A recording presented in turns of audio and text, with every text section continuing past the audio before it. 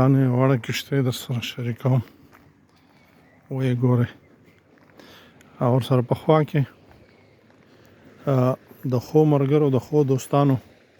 عادت دا وي چې کله درنه خفه شي او یا اړیکې در سره پرې کړي نو ستا ټول پټ رازونه هغه لکه په ځمکه کې د قبر د مړي په څېر ښخ کړي او ستا ښه یادونه او ښه اندونه او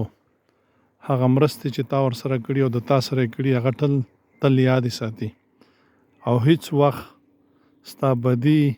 په راتلونکي کې نه د خپلو نه د پردو نه د نوو دوستانو سره یادوي. دا د ښو انسانانو پیژنګلو ده او د بدو وایي چې بد دوست بد دشمن بد دوست دی چې کله هغه تا سره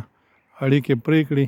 ستا به هغه ټولې کمزوریانې یا هغه پټ رازونه به د هغه دپاره یو ډال وي او تا به ورباندې ذلیلوي او ورباندې به د ځپي او تل به یې درته یادوي او ته به د ځان نه خبر هم نه یې. ستا خپل او ستا ملګري به یې ټول خبر کړي او په شرمونو به د شرموي. دا د بدانو پیژنګلو ده، د داسې خلکو نه ځان وساتئ. او که تاسې هم د خپلو ملګرو سره کله خفه شوئ نو هیڅ وخت یې پټ راز مه ښکاره کوئ.